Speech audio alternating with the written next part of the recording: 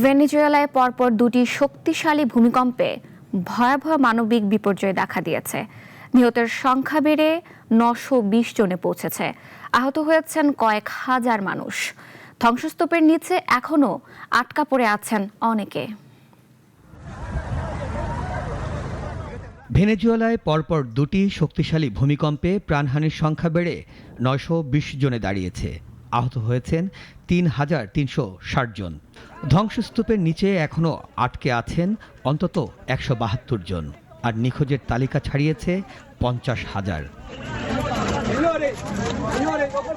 বুধবার রাতে মাত্র ১ মিনিটের ব্যবধানে রিক্টার স্কেলে ৭.২ এবং ৭.৫ মাত্রার দুটি ভূমিকম্প আঘাত হানে।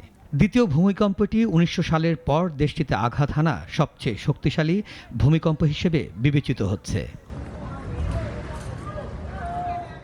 সবচেয়ে বেশি ক্ষতিগ্রস্ত হয়েছে উত্তরাঞ্চলের লা গুয়াইরা অঞ্চল। সেখান থেকে এখন পর্যন্ত ২০০ জনের বেশি মানুষকে জীবিত উদ্ধার করা হয়েছে।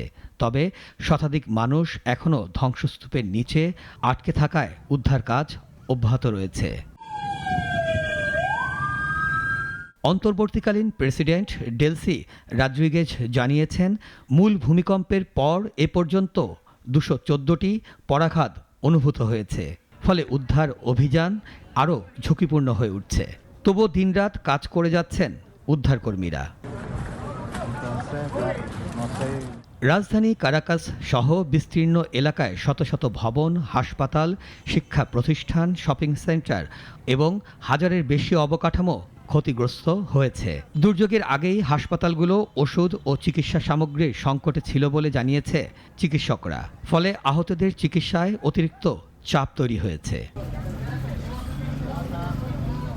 এদিকে যুক্তরাজ্য, যুক্তরাষ্ট্র, নেদারল্যান্ডস, মেক্সিকো ও সুইজারল্যান্ড উদ্ধারকারী দল ও জরুরি সরঞ্জাম পাঠিয়েছে। পাশাপাশি ১৫ কোটি মার্কিন ডলারের সহায়তা ঘোষণা দিয়েছে ওয়াশিংটন। ধ্বংসস্তূপের নিচ থেকে ৩ ভাই বোনকে জীবিত উদ্ধারের ঘটনা কিছুটা আশার আলো দেখালেও হাজারো পরিবার এখনও প্রিয়জনের অপেক্ষায় প্রহর গুনছে। মিরাজ মিজু, নাগরিক।